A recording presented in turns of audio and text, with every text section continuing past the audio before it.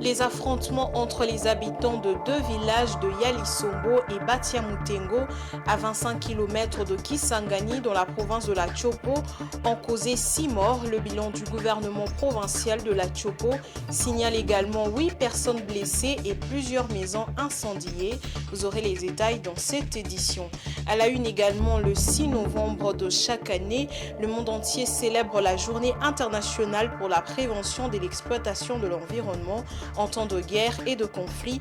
À cette occasion, le secrétaire général des Nations Unies, Antonio Guterres, a adressé un message à la communauté internationale en les appelant à la prise de conscience afin de lutter contre cette menace commune. Bonsoir à tous et bienvenue à cette grande édition du journal télévisé. La province de la Chopo est encore sous les chocs après la mort dimanche de 6 personnes suite aux affrontements entre les habitants de deux villages de Yalisombo et Batiamutengo à 25 km de Kisangani. Selon le bilan du gouvernement provincial de la Chopo, 8 personnes ont également été blessées et plusieurs maisons incendiées. Depuis quelques semaines, les communautés Mbolé et Lengola s'affrontent à coups d'armes blanches. Les deux communautés se disputent des terres. Les détails avec Patrick Ilunga. Pour les autorités provinciales, la commune urbano-rurale de Lubunga, située à la rive gauche de la ville de Kisangani, basculait à nouveau dans la violence après une sombre affaire passionnelle entre deux personnes, membres des tribus Mbolé et Lengola. Parti d'une bagarre entre deux amants, le conflit a attisé de vieilles querelles et s'est généralisé dans les villages Batiamutengo et Yalisombo, provoquant ainsi des combats acharnés entre deux communautés. Ce qui était au départ une crise de jalousie a tourné au drame, au point d'embraser les deux villages avec des conséquences déplorables tant sur le plan humain que matériel. Selon le bilan des autorités provinciales, 6 personnes ont été tuées, on compte également 8 blessés, des maisons incendiées et des déplacements massifs des populations. À la suite de ce drame, une réunion d'urgence a été convoquée autour de la gouverneure Madeleine Nikomba. Des services de sécurité sont à présent mis à contribution pour le retour de la paix et la mise aux arrêts des instigateurs des troubles. La gouverneure a lancé un appel au calme avant de mettre en garde ceux qui ont tendance à recourir à la violence pour régler leurs différends. Parlons processus électoral, le président de la République n'a pas gardé silence face aux actes d'intolérance qui se sont produits le samedi 4 octobre dernier à Chikapa contre l'un des candidats présidents de la République pour les élections de 2023, Martin Fayulu, où il est en tournée. Son message de regret a été porté par sa porte-parole Tina Salama. Dans la même logique, Deli Sesanga a aussi émis sa désapprobation. Les détails avec Fiston Oleko. Selon la porte-parole du chef de l'État, Tina Salama, Félix Tshisekedi a appris avec regret l'intolérance politique dont a été victime Martin Fayulu par certains compatriotes. Le chef de l'État congolais, qui est également candidat à sa propre succession, a condamné ces actes antidémocratiques et appelle le peuple congolais à faire preuve de tolérance et de citoyenneté à l'égard de tous les candidats, conclut-elle. Sur la même lancée, un autre candidat président de la République, Deli Sesanga, lui aussi a désapprouvé et condamné les actes de violence que Martin Fayulu et ses partisans ont subis à Chikapa. Le président de l'envol a chargé le pouvoir en place. Pour lui, cette intolérance politique institutionnalisée par le pouvoir à travers leurs militants afin d'attenter à la vie des opposants et d'entraver leurs activités politiques est inacceptable dans une démocratie. Elle doit être combattue par tous les démocrates et défenseurs de la liberté. Ce qui n'a pas empêché Martin Fayulu à tenir ses deux meetings à Chikapa et à Kananga. Alors qu'il venait d'atterrir samedi 4 novembre à l'aéroport de Chikapa, Martin Fayulu a vu son cortège être attaqué par des personnes non autrement identifiées. Lors de son meeting au stade de Dibumba, le président de l'ECD et candidat président de la République a rappelé que tout Congolais a le droit de circuler sur toute l'étendue du territoire national. Ces terres de nos ancêtres, personne ne peut nous empêcher d'y circuler. Ce dimanche, Martin Fayulu a poursuivi sa tournée à Kananga, au Kasaï central. À quelques mois des élections de décembre 2023 en République démocratique du Congo, plusieurs s'interrogent sur l'issue de celle-ci. La crainte est aussi que la période de la campagne électorale soit mouvementée avec des menaces contre certains candidats qui se constatent. Une autre question à se poser est de savoir ce que les populations attendent de la CENI pour favoriser la sérénité au niveau national. Suivez certains Quinois qui se sont exprimés au micro de Patience Lokeke et de Giscard Tamba. Attendons seulement la bonne organisation de ces élections, bien que dès le début, tout a été déjà biaisé. La désignation des membres, ça posait problème. On a accepté quand même qu'on y va comme ça. Mais bon, attention, il ne faut pas organiser seulement les élections pour les organiser. Il faut vraiment qu'il y ait vraiment des vraies élections parce que le peuple, regardez, le peuple est en train de souffrir. Sérieusement, la vie est en train de devenir de plus en plus chère et le peuple a besoin vraiment de vrais animateurs. Qu'on ne fasse pas des élections pour les élections. Donc, non. Là, il faut vraiment une bonne préparation. La CENI, vraiment, a un morceau dur.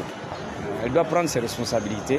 Mes attentes à travers cette élection de 2023, je demande surtout à la CENI d'être un peu crédible et respecter un peu les règles de la CENI. En fait, nous avons besoin d'une élection transparente, inclusive, comme nous remarquons nous tous. On a accepté tous les candidats à participer à cette élection. C'est l'une des choses qu'on ne s'attendait pas peut-être. On pensait peut-être qu'on pouvait incriminer d'autres personnes, peut-être enlever les noms des autres, tout ça, mais on a vu tout le monde. Les noms sont retenus, donc nous passons bien en 2023, nous aurons une élection transparente. Bon, moi je demande surtout aux jeunes, parce que cette élection, surtout, ça nous regarde nous les jeunes. Je veux un peu avoir l'attitude des gens qui ont un peu une conscience un peu éveillée, parce que nous avons vu beaucoup des aventures dans ces pays, surtout à ce soir des élections. Voter, c'est une fois seulement. Mais la personne que nous votions, il passe 5 à 10 ans à la tête de notre pays. Si nous votons juste pour voter, sache que les malheurs retomberont toujours sur nous. Les élections font partie des acquis de la démocratie. C'est parmi les principes qu'il faut à ce que la démocratie soit assise dans un État démocratique comme le nôtre. Alors ça, c'est je crois, la 3e fois que nous allons organiser les élections dans notre pays. Et d'habitude, ce sont des élections qui ne se sont toujours pas bien organisées. Cette fois, on souhaite quand même qu'il y ait un climat apaisé, qu'il n'y ait pas de morts après la publication. Vous avez connu les événements malheureux que nous avons connus dans ces pays, en commençant d'abord par les premières élections. Ça a été publié, les résultats ont été publiés par des chars de combat et tout ça. Ça n'a pas été vraiment digne pour nous les Congolais. Alors on souhaite, parce qu'il y a déjà, le décor est déjà planté, qu'il y aura un climat apaisé. Parce que toutes les parties prenantes sont maintenant d'accord qu'il y aura des bonnes élections. Ça, c'est notre souhait en tant que population. Nous ne voulons pas continuer avec un cycle de turbulences, des échauffourées, des morts d'hommes même. Restons dans le même chapitre. Obtenir le duplicata de la carte d'électeur est devenu un parcours du combattant. Dans la province du Sud Kivu, par exemple, les électeurs éprouvent d'énormes difficultés pour s'en procurer. Certains électeurs font des navettes et ce après avoir parcouru plusieurs kilomètres sans recevoir ce précieux sésame pour voter le 20 décembre prochain. Adrien Zawadi, membre de la société civile du Sud Kivu, dénonce le monnayage et la lourdeur administrative dans le chef de certains agents de la CENI. Il a été interrogé par Francine Moukeba. Il y a effectivement beaucoup de plaintes sur les monnayages de la livraison des duplicata ici au Sud Kivu. Et c'est à travers les 8 territoires, et donc toute la province, voulais-je dire. Seulement, il faut préciser que les requérants ayant perdu leur carte d'électeur sont obligés, au nom de la loi, au regard de la loi, de payer les $5 pour obtenir, ou 1250 pour obtenir les PV de perte des pièces. C'est une condition, et ce PV-là, c'est une condition d'obtention du duplicata.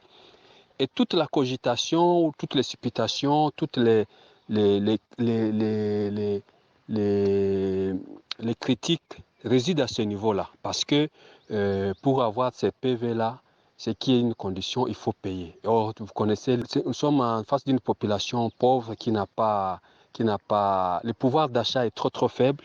Et donc, pour avoir une carte citoyen ou un duplicata, s'il faut payer, ça crée un peu de baisse. Alors, cette situation qui est à la base de beaucoup de plaintes, et les requérants dont les cartes sont déjà illisibles, aussi, ils peinent à accéder à leurs duplicata, parfois à cause de distances à parcourir pour les atteindre dans les centres d'antenne. Donc, c'est vraiment une réalité. Or, il y a aussi des gens pour qui les cartes ne sont plus visibles. Et ils n'arrivent pas à avoir ces cartes-là parce que au regard de ces conditions, la distance qu'il faut parcourir pour les avoir. Et donc voilà un peu la réalité. Nous sommes en contact avec la CENI, mais la CENI, se justifie derrière ces PV-là. La CENI ne peut pas vous donner une carte duplicata si vous n'avez pas brandi le PV des constats de votre perte. Or, 5 $, c'est beaucoup d'argent pour la masse laborieuse dans nos territoires. Même déjà en ville, avoir 5 $ pour une petite carte, vous imaginez que c'est quand même trop cher. L'actualité se poursuit. Faisons place à présent au dossier du jour.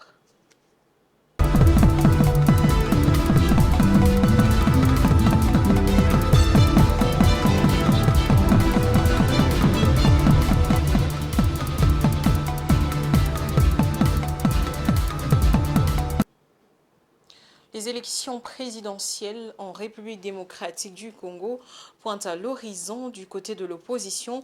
Une controverse s'est installée autour de la candidature commune de l'opposition. Certains candidats y sont favorables, d'autres ne l'entendent pas leurs oreilles, mais aussi une autre frange ne s'est pas encore exprimée. Face à cela, verra-t-on une candidature commune de l'opposition comme en 2018? Tentative de réponse dans ce dossier réalisé par Blaise Kouzola. Président Tshisekedi, candidat à sa propre succession, l'opposition semble se lancer dans la bataille en ordre dispersé. Parler le même langage autour d'une candidature commune dans l'opposition, chacun va au scrutin jusque-là en cavalier solitaire. Même si Martin Fayulu, Denis Mukwege, Augustin Matata Ponyo et Moïse Katumbi, tous candidats, n'écartent pas l'hypothèse d'un candidat commun de l'opposition contre Félix Tshisekedi. Dès son passage le dimanche 5 novembre dernier à Kananga, chef-lieu du Kasaï central, le président national du parti politique Engagement pour la citoyenneté et SID, Martin Fayulu Madidi, a abordé la question du choix d'un candidat unique de l'opposition lors de l'élection présidentielle de 2023 en République démocratique du Congo. Interrogé sur sa prétention d'être le candidat unique de l'opposition, Martin Fayulu a rejeté cette déclaration et a souligné que c'est au peuple congolais de choisir son candidat. Au cours d'une récente sortie médiatique, l'opposant Olivier Kamitatou, porte-parole de Moïse Katumbi Chapwe, s'est montré ouvert à l'idée d'une candidature commune de l'opposition à la présidentielle du 20 décembre prochain. Pour Delis Esanga, il n'y a pas besoin d'une candidature commune pour battre Félix Tshisekedi. Entre-temps, pour le nouvel élan d'Adolphe Muzito, ancien premier ministre congolais et candidat à la présidentielle, la question d'une candidature commune n'est pas à l'ordre du jour. Cependant, plusieurs sources indiquent qu'il y a des démarches en cours visant à parvenir à un candidat commun pour l'opposition congolaise. Cette initiative vise à renforcer l'unité de l'opposition et à augmenter ses chances de succès lors de l'élection présidentielle de décembre prochain. L'avenir nous en dira plus. Autre chose à présent, que faut-il retenir de la réunion extraordinaire et du sommet des chefs d'État et de gouvernement de la communauté de développement de l'Afrique australe qui a eu lieu à Luanda le 4 novembre dernier? Les officiels congolais attendaient une date pour le déploiement des troupes de la SADC à l'est de la RDC. L'organisation sous-régionale est restée évasive sur cette question. Patrick Ilunga nous en dit plus. Selon le communiqué final de la réunion des chefs d'État, la SADC a donné des orientations stratégiques sur le déploiement de sa mission en République démocratique du Congo dans le but de restaurer la paix et la sécurité dans le pays. Le sommet a félicité les États membres et ont consenti des efforts supplémentaires en faveur du déploiement de la mission de la SADC en RDC, dit encore le communiqué, qui ne donne ni une date pour ce déploiement ni les modalités de cette mission. Pas de condamnation non plus pour les rebelles. À la place, l'Organisation de l'Afrique australe dit constater la violation du cessez-le-feu au Nord Kivu et charge le président angolais Joao Lourenço de redoubler d'efforts pour un rapprochement diplomatique entre Kinshasa et Kigali en vue de trouver une paix durable à l'est de la RDC. Pour les autorités congolaises, il est nullement question d'ouvrir des négociations avec le M23, encore moins avec le Rwanda. C'est dans cette incertitude ambiante que la MONUSCO et la Force régionale d'Afrique de l'Est doivent s'apprêter à entamer leur retrait de la République démocratique du Congo. Parlons infrastructure, les 7 km de la route Nzolana vont être livrés à la population utilisatrice le 15 novembre prochain. C'est le message délivré par le directeur général de l'Agence congolaise des grands travaux, Nico Nzaou, à l'issue de la visite qu'il a effectuée sur ce tronçon le vendredi 3 novembre en compagnie de l'entreprise CISC SA et du ministère des Infrastructures et Travaux publics. Suivez. 15 novembre 2023, voilà la date à laquelle l'Agence congolaise des grands travaux va livrer la route Nzolana entièrement revêtue. Le message vient de son directeur général, l'ingénieur Nico Nzaou. Je suis content de vous dire qu'au 15 novembre, nous allons terminer les travaux de l'avenue Nzolana. Accompagné de son adjoint Jean-Claude Midombouete, de l'entreprise CISC SA et du représentant du ministère des Infrastructures et Travaux publics, il a parcouru tous les 7 km de cette nouvelle route sous les explications du chef de mission. Tous les détails des travaux sont passés au peigne fin. La traversée de Nzamba-Yandangui a particulièrement été bétonnée sur 1 km pour plus de solidité vu le relief. Les 6 autres kilomètres du projet sont en couche de roulement de béton bitumineux. Cette route permettra, n'est-ce pas, de pouvoir fluidifier encore le trafic. Il y a un gros problème ici à Kinshasa, c'est le problème des embouteillages. Donc voilà, tant soit peu, cette route qui va pouvoir apporter, n'est-ce pas, une solution par rapport aux embouteillages. Donc, les gens qui viendront de l'UPN passeront par l'avenue Nzolana pour aller vers la ville. Et ceux qui viennent de la ville ne seront plus obligés d'emprunter l'avenue Ngouma. Ils pourront prendre, n'est-ce pas, l'avenue Nzolana. Commencé le 20 octobre 2022, la deuxième phase de ces travaux permet désormais de connecter le quartier Kintsuka au quartier Upen en passant par les quartiers Sangamamba et Malueka. Ici, c'est pour la première fois que la route est asphaltée. Adieu la boue, adieu la poussière, scandaient les riverains au passage du cortège des visiteurs.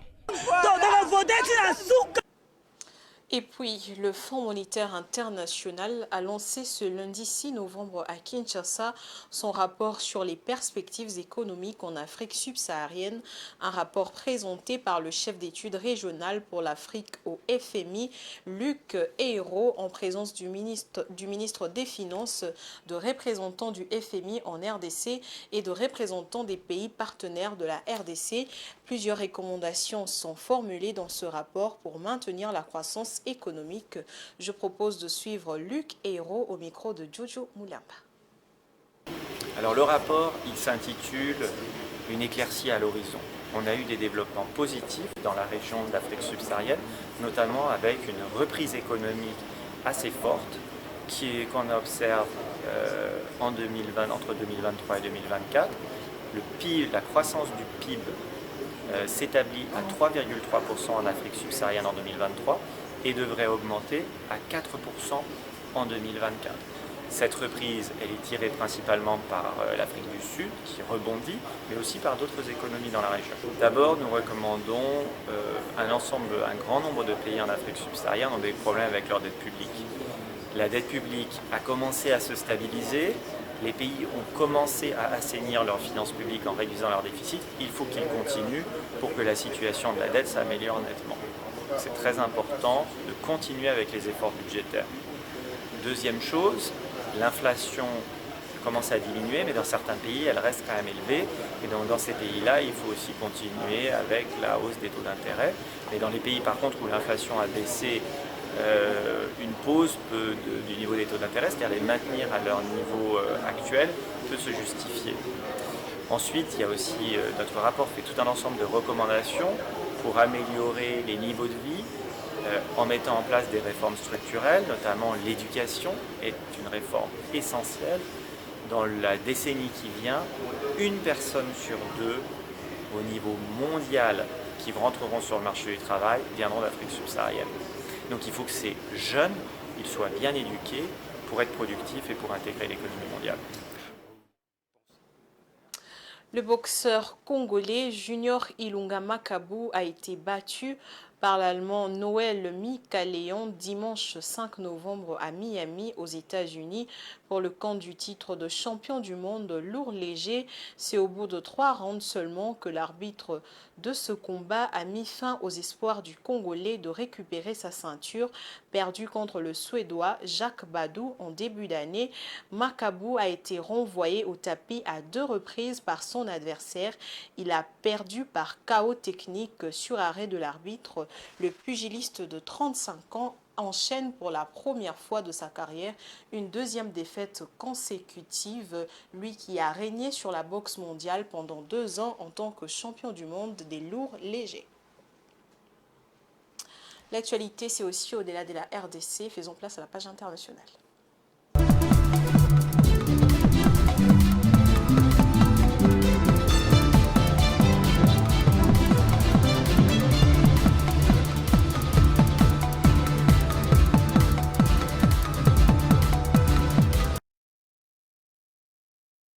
Comté de Laikipia, le figuier de Barbarie attire les chèvres, les bétails et de nombreux animaux sauvages qui en raffolent, mais ce cactus est devenu envahissant au point de perturber l'environnement naturel de la région. Introduit en 1900 par les colonialistes, il s'est avéré être une menace pour la faune et la flore locale. Un groupe des femmes tente de résoudre ce problème. Elles ont créé une association en transformant ces plantes en biogaz. Suivez. Au Kenya, dans le comté de Laikipia, le figuier de Barbarie attire les chèvres, le bétail et de nombreux animaux sauvages qui en raffolent. Mais ce cactus est devenu envahissant au point de perturber l'environnement naturel de la région. Introduit en 1900 par les colonialistes, il s'est avéré être une menace pour la faune et la flore locale. Un groupe de femmes tente de résoudre ce problème. Elles ont créé une association et transforment ces plantes en biogaz. Les gens racontent que ce cactus a été apporté par le gouvernement colonial pour délimiter le périmètre de ses bureaux, comme étant une plante décorative. Mais tout d'un coup, elle s'est répandue dans tout le nord de Laikipia à cause de la dispersion due à leur consommation par les êtres humains, les éléphants, les oiseaux, les chèvres et les vaches. La coopérative Iloplay Tuala Cultural Maniata compte 203 membres qui travaillent désormais à la transformation de la pulpe de cactus en combustible. Cette approche permet non seulement d'éradiquer le cactus, mais aussi de promouvoir la conservation de l'environnement en ayant une source de revenus complémentaire. Nous nous sommes réunis parce que dans la culture Maasai, les femmes font tout le travail domestique et ne possèdent rien à la maison. Nous voulons donc nous émanciper. Nous pensons que pour s'émanciper, il faut s'unir, faire pression pour obtenir des ressources, comme nous l'avons fait en tant que femmes Tuala. Et maintenant, nous pouvons gérer les 40 acres de terre communautaires que nous avons obtenus. Nous sommes également capables de gérer les ressources naturelles, et c'est pourquoi nous avons l'idée de produire ce biogaz à partir de cactus et de vendre les fruits pour générer des revenus qui contribueront à l'éducation de nos enfants. Les piquants qui recouvrent les fruits entraînent des maladies chez les animaux et peuvent tuer le bétail. Mais les femmes Tuala redistribuent toutes les parties du fruit et permettent à plusieurs coopératives de créer des produits cosmétiques, des confitures et des jus.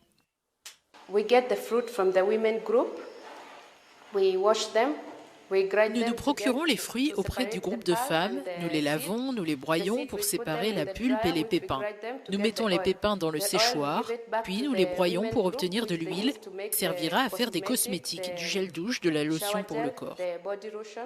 Avec la pulpe, nous fabriquons le jus et la confiture. Au Kenya, la lutte contre cette espèce invasive s'avère difficile. En juin 2023, l'association Loisaba Conservancy avait réussi à débarrasser 3100 acres de terre en déracinant les cactus à l'aide de machines lourdes avant de les enterrer dans des fosses. Je l'ai annoncé au sommaire, depuis que la guerre existe, l'environnement et les ressources naturelles en sont les victimes silencieuses. À l'occasion de la Journée internationale pour la prévention de l'exploitation de l'environnement en temps de guerre et de conflit, célébrée le 6 novembre de chaque année, le secrétaire général des Nations Unies, Antonio Guterres, a dans son message adressé à la communauté internationale appelé à la prise de conscience afin de lutter contre cette menace commune et pourtant souvent oubliée qui met en péril nos vies et notre bien-être. Suivons-le dans cet extrait choisi par Dieudonné Boinali. Excellencies, ladies and gentlemen, just 9 days ago, À l'occasion de la Journée internationale pour la prévention de l'exploitation de l'environnement en temps de guerre et de conflits, célébrée chaque le 6 novembre, le secrétaire général des Nations Unies a souhaité faire connaître son message. Depuis que la guerre existe, l'environnement et les ressources naturelles en sont les victimes silencieuses. Les récoltes sont incendiées, les puits pollués, les sols empoisonnés et les animaux tués. Les objectifs ne sont pas toujours les mêmes. On peut vouloir se procurer un avantage stratégique, démoraliser des populations locales, venir à bout d'une résistance ou tout simplement nourrir ses soldats. Mais même lorsqu'elles ne sont pas intentionnelles, les conséquences sont toujours catastrophiques. Nous assistons à des actes de destruction pure et simple, notamment les rejets des polluants et des substances dangereuses, a déclaré Antonio Guterres. Nous sommes témoins des bouleversements sociaux comme la création des populations de réfugiés qui, à leur tour, mettent plus rudement les ressources à contribution. Et puisque la plupart des conflits se déroulent dans les pays pauvres, nous constatons les ravages économiques infligés par les guerres à des populations vulnérables qui sont les moins outillées pour faire face aux dégâts subis par leur environnement et pour surmonter un ralentissement du développement, a ajouté le secrétaire général des Nations Unies. It is high time to renew multilateral institutions based on 21st century economic and political realities. À présent, nous allons lire les différents journaux qui ont paru aujourd'hui. Faisons place à la revue de presse.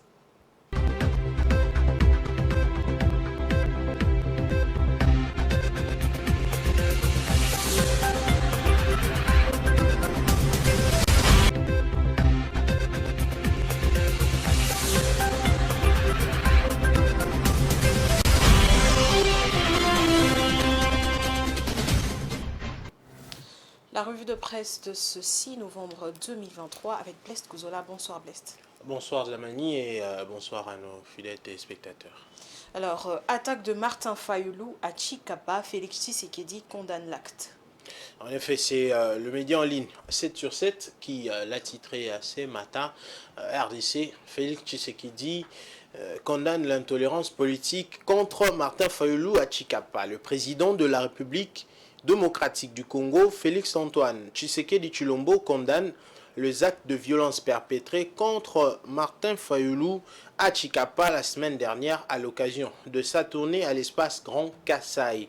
D'après Tina Salama qui a communiqué via Twitter le dimanche 5 novembre 2023 dans la soirée, le président Tshisekedi appelle le Congolais à faire preuve de tolérance et de citoyenneté à l'égard de tous les candidats retenus pour la prochaine présidentielle. Le chef de l'État a appris avec regret l'intolérance politique dont a été victime Martin Fayoulou par certains compatriotes. Il condamne ces actes antidémocratiques et appelle le peuple congolais à faire preuve de tolérance et de citoyenneté à l'égard de tous les candidats de la République démocratique du Congo, a écrit la porte-parole du président de la République. Pour rappel, Martin Fayoulou et son cortège ont été caillassés à Chikapa, chef-lieu de la province du Kassai, par des individus identifiés comme des partisans de l'UDPS, le parti au pouvoir. Lors de son meeting tenu dans cette ville, Martin Fayoulou a condamné ces comportements et a profité de l'occasion pour appeler à l'unité de tous les Congolais. À noter que ces actes de violence et d'intolérance ne se sont pas produits lors de l'arrivée de Martin Fayoulou dimanche dernier à Kananga, dans la province du Kassai central, réputée comme le bastion de Félix Tshisekedi. Blaise Kouzola, qu'en est-il du déploiement des troupes de la SADC en RDC? C'est donc la prospérité qui l'a titré, plutôt l'avenir qui l'a titré ces soirs lors de sa réunion extraordinaire à Luanda. La SADC a donc décidé de déployer ses troupes en République démocratique du Congo. Le président de la SADC et président de la République d'Angola, João Manuel Gonçalves Lourenço, a présidé la réunion extraordinaire du sommet de chefs d'État et de gouvernement de la communauté de développement de l'Afrique australe SADC. C'était à Luanda, en République de l'Angola, le 4 novembre 2023. Selon le communiqué de presse publié à cet effet, le sommet a félicité les États membres ayant consenti des efforts supplémentaires en faveur du développement de la mission SADC en République démocratique du Congo, Sami Diarcy. Le sommet a rappelé qu'il était nécessaire que la SADC prenne le devant des efforts visant à mobiliser les ressources nécessaires à la promotion de la paix et de la sécurité dans la région de la SADC. Et l'affaire communière AVZ, le torchon continue de brûler. Blaise Kozola. En effet, c'est le média, le Géopolis Hebdo, qui l'a titré, le journal Géopolis Hebdo, qui l'a titré ce matin, affaire communière SA contre AVZ International, nouvelle tentative de sabotage du projet lithium de Manono déjoué. Le dossier de lithium de Manono continue de faire couler d'encre et de salive dans le microcosme économique et plus précisément dans le monde des affaires en République démocratique du Congo. En effet, un audio de plus ou moins 1 minute sur des allégations de prétendu montage financier pour détournement des deniers publics sur les réseaux sociaux est attribué à l'actuel directeur général de la Congolaise de l'exploitation minière, Cominière SA, M. Célestin Kibé Akabemba, à l'époque administrateur directeur technique de cette parapublique, œuvre des officines mafieuses spécialisées dans le gel des titres miniers, spéculateurs en bourse et entreprises mallettes qui veulent faire à nouveau main basse sur les richesses minières de la République démocratique du Congo, dont le lithium et le cobalt, au cœur de la transition énergétique et des méga projets à travers le monde pour la construction des usines de fabrication de batteries électriques. Répondant récemment à une interview exclusive téléphonique accordée à l'émission Télé Zaïre présentée par Miles Chibangu, le DG de Cominière SA a coupé l'eau au moulin de cette armée numérique de propagation de fausses nouvelles. La suite, vous allez le voir bien sûr dans le journal Géopolis Hebdo. Merci. C'était tout pour ce soir, Blaise Kozola. Merci à vous. Merci à vous, Damani Mujinga, et au revoir. Fin de cette revue de presse.